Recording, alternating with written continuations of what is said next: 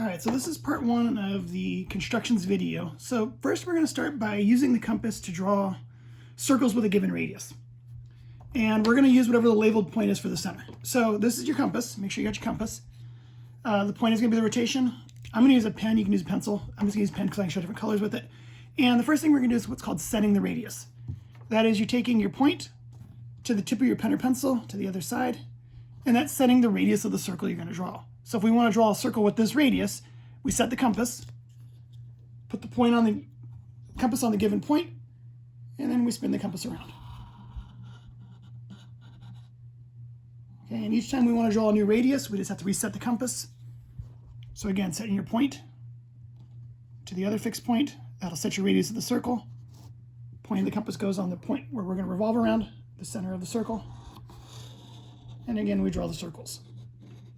Now I'll let you do the other three, but down below it says use a straight edge to draw a second radius. And here's my straight edge. Okay, now it's a ruler, but I've gone through and hidden all the markings on it because a true straight edge should not have any measurements. A straight edge is simply for drawing lines. So if I'm going to use the straight edge now to draw some more radii in, I can just go from the center to the edge of the circle, anywhere, any point on the circle itself, to the center, and those are all going to be other radii. And again, you can do the other three. So the last question down here for number 3 says, what can you determine about the length of the two radii of each circle? Well, because each radius is inside that same circle, then the lengths of those two radii have to be the same because the radii of any circle are going to be the same. So for this, the lengths of the two radii are equal.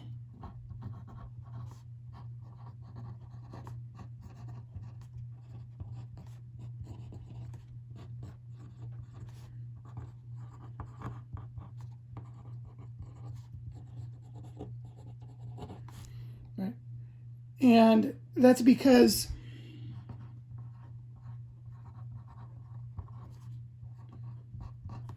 all radii in a circle are equal. Now that doesn't mean that the radii of all different circles are equal. It just means all the radii in one circle are going to be equal. No matter where you draw that radius, if it's inside that one circle, it's always going to be the same as any other radius of that circle. Okay? So just trying to get that idea across. All right, so let's go to the next page. And again, you need to finish these 3 up top. Now the next ones, we're going to start drawing congruent segments. And we're only using a straight edge to do this. So I want to draw a segment that has the same length as segment FG.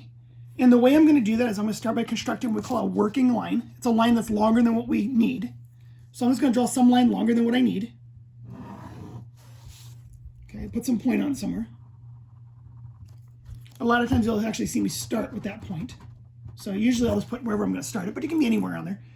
And what I'm going to do is I'm going to draw a segment that is that length. And the way I'm going to do that is to draw a circle. I'm going to set my compass to the radius, where it's the same as the length of FG. I'm going to come over here, and on that starting point, I'm going to draw this circle that has that same radius as FG. And the reason I'm doing that, the compass is my measuring tool. If I know this distance, which I say is, I could be a radius of a circle. For instance, let's say I was going to draw a circle here. I would know that this circle and this circle have the same radius because I didn't change the compass setting, which means this segment right here now, from the center of the circle to this point on the circle that went through my working line, this segment right here is going to be congruent to segment FG. Okay. Now on the next one it says draw a segment that's twice as long as PQ. Well, I'm going to draw a working line again. And I'm going to do that same thing, but instead of drawing just one circle, I'm going to draw 2 circles next to each other. So what I'll do is I'll start by setting up PQ. Right, so if I was to draw a circle here, this would be the radius. So I'll come down here, and from this starting point on there, I'm going to draw a circle that has that same radius.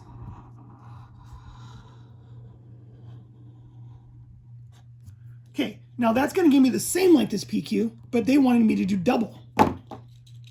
So now what I'm going to do is take my compass, and I'm going to draw a second circle. But this time the circle center is going to be this point right here. So I'm basically going to draw 2 of these circles to guarantee 2 radii, which is going to give me twice the length of PQ. So again, I'm going to take my compass, I'm going to set it to PQ. I'm going to come over here, and where that point left off, that's where I'm going to start again. So that's my new center.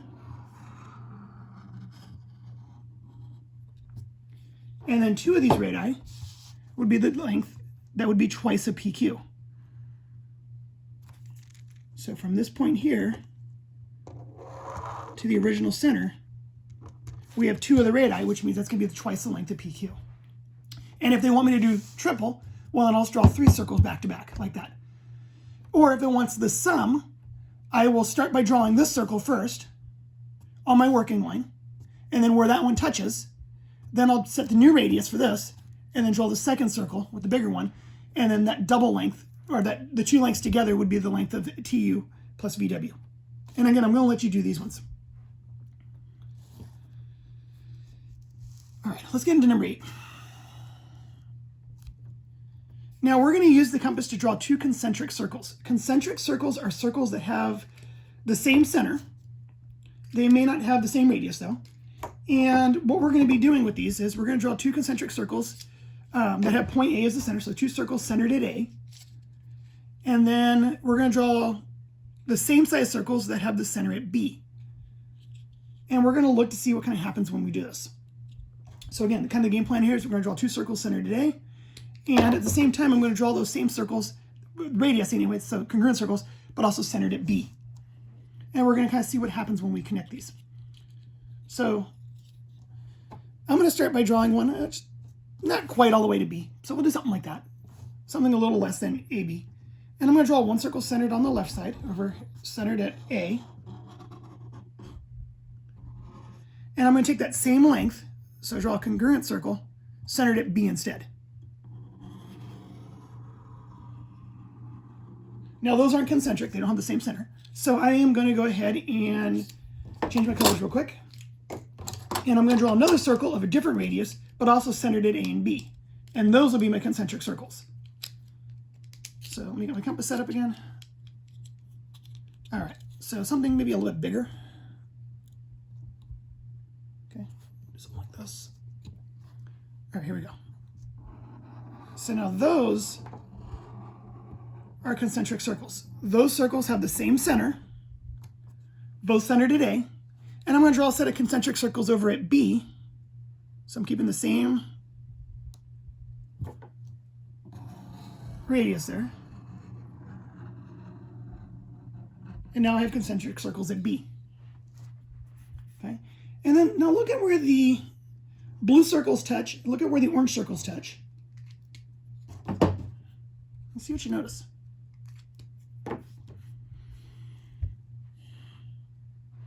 So looking at this, if I was to connect those points of intersections where the circles centered at A and the circle centered at B intersect, we're going to see something happen here. And where the orange circles intersect, right here and there, and where the blue ones intersect is there and there. And there's something special about how that's happening. If you notice, they all kind of appear to be on the same line. They're all collinear. If I take my straight edge, I can actually get all 4 of those on the same line. And I'm going to draw that line in. I'll draw a segment. And that segment's going to go through all 4 of those points. And look at how that new red segment intersects the original segment AB. Look what's going on there. If you notice, this new segment is perpendicular to AB, whereas AB was horizontal. This new one's vertical. And if you notice, it actually cuts AB in half. The piece that you see on the left side is going to match the piece on the right side. And that is because this is how you construct what we call a perpendicular bisector. A perpendicular bisector is a segment that will, or line that will bisect a given segment and be perpendicular to the segment. So what we just constructed, this new segment,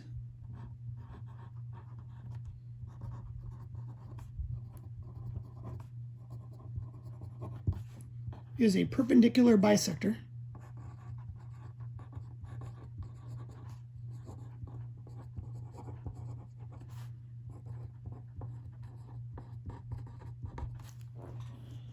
of AB. Now you can only bisect a segment. You can't bisect a ray or a line. So this is the perpendicular bisector of AB. And again, the way I can know that is because we have what's horizontal and vertical. That's perpendicular. And if we were to use the compass, we could actually look at the lengths of each half. So like this half here is going to be the same as that length there. Right? And just kind of like a quick measuring. All right, let's go try one more page here in this video. So the last thing I'm going to instruct in this video is an equilateral triangle. So they want me to make an equilateral triangle.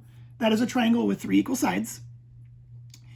And I want ST to be one of those lengths. And what they're asking me to find here is where would the other point be? I know that a triangle has to have 3 vertices, 3 corners. I've got 2 of them. I've got S and I've got T. But where would I have to put that third point in order to get a triangle where all 3 sides would be the same length as ST? Well, the way we're going to approach this is constructions. We're going to set up some circles because the circles are going to guarantee that the radii are equal, and that will guarantee that we have equal sides in. So the way to do this is I am going to go ahead and set my compass to ST.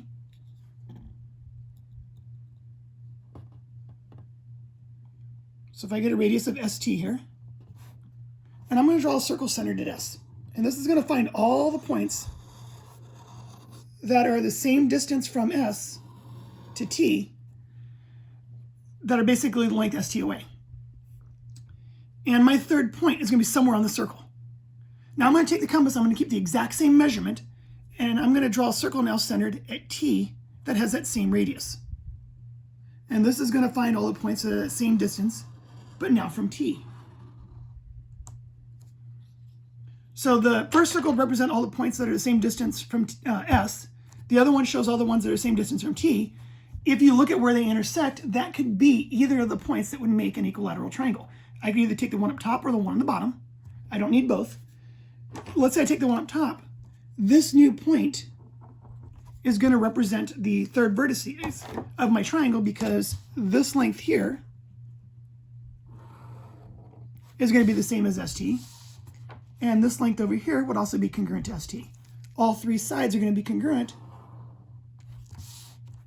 because they represent the radii of the circles. That this radius, ST, is going to be the same as this radius. They're both parts of circle S. And ST and this length are also the radius of circle T. So we can guarantee that they're all going to be congruent.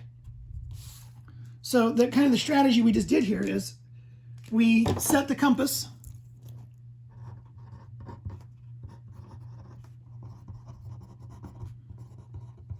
to radius ST,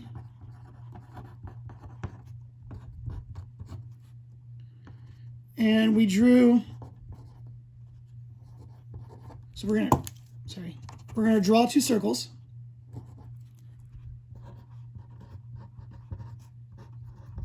With radius ST.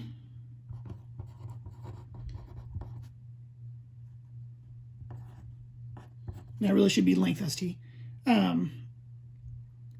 One is centered at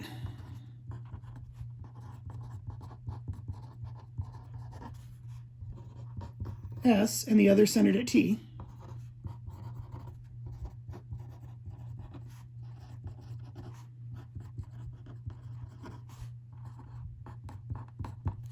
And we're going to find the point of intersection.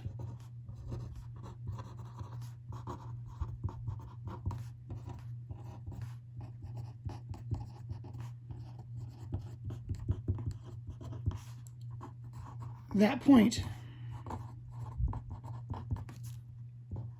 is the third vertex.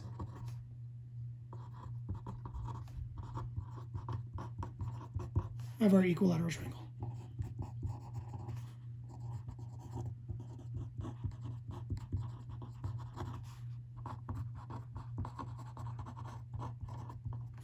All right, so this is going to be the end of this video. We'll do a second video to finish up the worksheet.